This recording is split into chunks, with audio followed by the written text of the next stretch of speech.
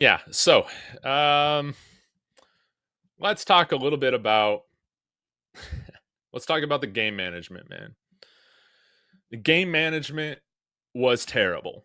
It was absolutely terrible. This was probably, I think, the hardest thing to stomach for Buffs fans because we've heard Coach Prime do the interviews. We've heard him say, you know, last year I learned a lot.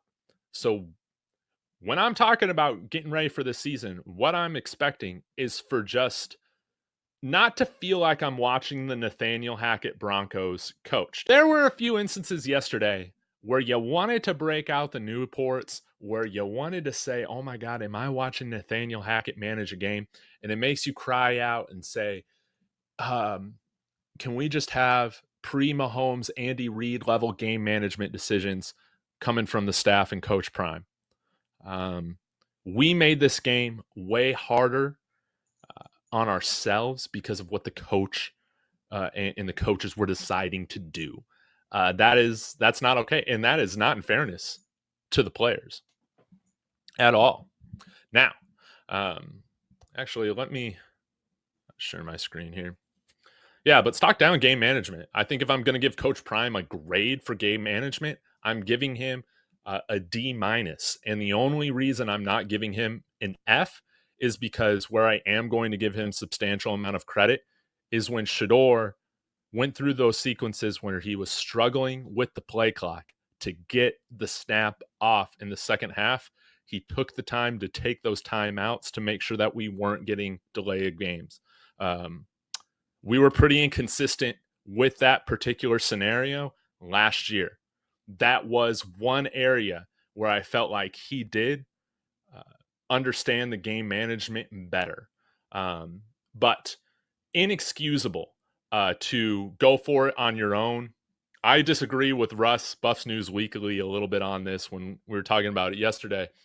But I think it's inexcusable to go for it in a 3-point game in the first half in your own territory against an FCS opponent. I don't care how high they're ranked. It's things like that that go into giving your opponent belief because it comes off as desperate. I don't care if the defense is gassed. They need to figure it out. And again, leads to a scoring drive. I believe we punt at our next drive, then we force a punt, and then we drive down at the end of the half and get a field goal, which is great. But there were so many self-inflicted wounds from the game management standpoint that it really did make this difficult for Colorado. This should have been a game in which they covered the spread, in my opinion. And then we get to the 2-minute situation. We get the ball at 2 minutes, 18 seconds left. They got 2 timeouts and the 2-minute warning or something like that. Shador, again, fantastic. I even have Shador here as a stock up for me right now. Fantastic. Showed why he's worth being the number one pick. Making plays in the pocket, making plays on the run, setting his feet on the run. He took some really hard hits, but stood in there like a badass. And again, we don't win this game without the amazing quarterback play that he gave us.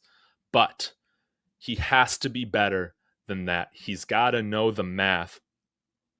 And when he was saying, well, I chose to throw because cover zero, all this stuff, they're playing cover zero because North Dakota State knows the math, man. If you run it one more time, if you need that stuff, it's over. And the coaching staff needs to know it too. We should be kneeing the ball. We should not have even been in a position where Shador has the ability to audible outside of that. It was mind blowing. So maybe a D plus or a D minus is even a little bit generous. I think that was the most disheartening thing. And I don't feel like I feel like in the press conference, Coach Prime is fine with that. And so I think as we go throughout the season, you just might have to be okay and understand that in order to win, the Buffs are probably going to have to overcome a couple terrible game management decisions, as well as just an insane, stupid personal foul penalty by Shiloh Sanders to extend a drive that then ends up in a touchdown score, if I remember correctly. He's one of our veteran leaders, one of the oldest players on the team. He needs to start being held accountable for putting. He very well could have been ejected with how up and down these targeting calls have been in college football over the last few years. He puts his entire team at jeopardy coming in with those late hits. And that is something that, again, we only had 3 penalties.